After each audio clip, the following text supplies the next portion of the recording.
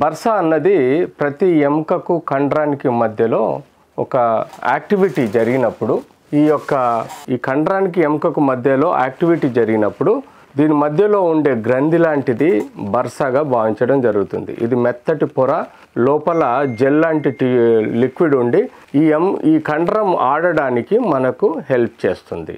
So ఇలాంటి బర్సా కొన్ని కారణాల వలన ఇన్ఫ్లేమ్ అవడం, అంటే ఉత్తేజం చెందడం, అంటే నొప్పి, వాపు, ఎర్రబడ్డం రావడం అన్నది మనకు మొదలవుతుంది. దాన్ని మనం ఇన్ఫ్లమేషన్ అంటాం. సో ఈ బర్సైటిస్ అన్నది మనకు ఎక్కువగా మోకాళ్ళు, ఎల్బోలో మోకాల దగ్గర, అలాగే మనకు యాంకిల్ దగ్గర కొన్ని యాక్టివ్ జాయింట్స్ వెనకాల మనకు ఈ బర్సా అనేది ఉంటుంది. ఈ బర్సా అనేది పెయిన్ ఎందుకు వస్తుంది, ఆ ఇన్ఫ్లమేషన్ ఎందుకు అవుతుందంటే ఎక్కువగా డీజనరేషన్ వలన కానీ, ఎక్కువగా ఫ్రిక్షన్ అంటే ఓవర్ యూజ్ ఫ్రిక్షన్ వలన, అంటే అది డ్రై అయిపోయి అందులో ఉండే బర్సా మరియు కండరం బోన్కు మధ్యలో ఒక ఫ్రిక్షన్ ఏర్పడి వస్తుంది. సమ్టైమ్స్ రేర్గా కొంత ఇన్ఫెక్షన్, లో గ్రేడ్ ఇన్ఫెక్షన్ కానీ ఏదైనా ఇన్ఫెక్షన్ దగ్గరలో ఉంటే ఆ ఇన్ఫెక్షన్ వలన కూడా మనకు వస్తుంది.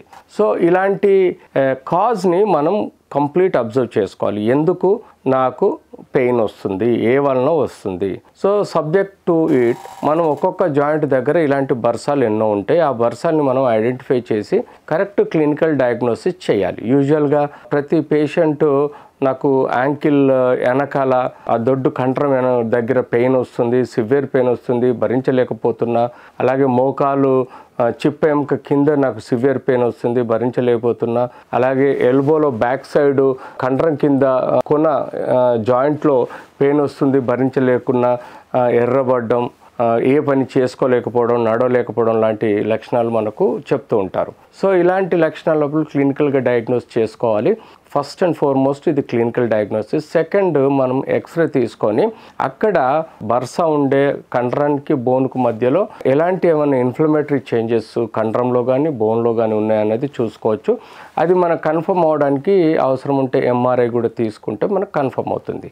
రక్త పరీక్షల్లో ఆ ఇన్ఫ్లమేషన్ యాక్టివిటీ, ఈఎస్ఆర్ రైజ్ అవ్వడం కానీ, సిఆర్పి లెవెల్స్ రైజ్ అవ్వడం కానీ, సమ్టైమ్స్ అది బ్యాక్టీరియల్ ఇన్ఫెక్షన్ అవటం వలన కూడా మనకు సిబిపిలో డబ్ల్యూబీసీ కౌంట్ పెరగడం లాంటి, అలాగే న్యూట్రోఫిల్స్ కూడా సమ్టైమ్స్ పెరిగే ఆస్కారం ఉంటుంది. సో ఇలాంటి రక్త పరీక్ష రిపోర్ట్స్, ఎక్స్రే, ఎంఆర్ఐ ద్వారా కూడా ఈ బర్సైటిస్ అనేది మనకు కన్ఫర్మ్ అవుతుంది. సో ఎప్పుడైతే ఈ బర్సైటిస్ మనకు కన్ఫర్మ్ అవుతుందో దీనికి ఐడియల్లీ ఎక్కడైతే మనకు ఇన్ఫ్లమేషన్ మొదలైందో ఆ పార్ట్ని మనం కంప్లీట్ రెస్ట్ ఇవ్వాలి. అంటే ఇక్కడ ఎప్పుడైతే బర్సన్ మొదలవుతుందో ఈ ఎల్బోని ఎక్కువగా ఆడనివ్వకుండా కంప్లీట్ ఒక ప్లింట్లో ఒక సపోర్టివ్ మెజర్స్గా మనం ఎల్బో బ్యాగ్ కానీ లేకపోతే పట్టి కానీ వేసి కంప్లీట్ రెస్ట్ ఇవ్వాలి. ఫస్ట్ అండ్ ఫార్మోస్ట్ ఏదైతే ఇన్ఫ్లమేషన్ ఉంటుందో దానికి రెస్ట్ ఇంపార్టెంట్. ఫిజియోథెరపీ కానీ ఎనీ యాక్టివిటీ ఇవ్వకూడదు.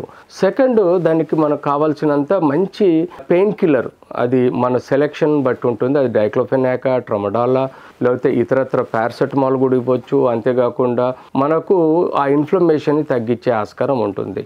ఇన్ కేస్ అది లో గ్రేడ్ ఇన్ఫెక్షన్ కానీ ఇన్ఫెక్షన్ అనిపిస్తే సిబిపిలో తప్పనిసరి పరిస్థితుల్లో మనం ఒక 5 రోజులు యాంటీబయోటిక్ కూడా ఇవ్వాల్సిన అవసరం ఉంది. అది సెలెక్టివ్ యాంటీబయోటిక్, మీరు లో గ్రేడ్ సెఫ్లోస్పోరిన్ కానీ ఏదైనా మీరు సెలెక్ట్ చేసుకోవచ్చు.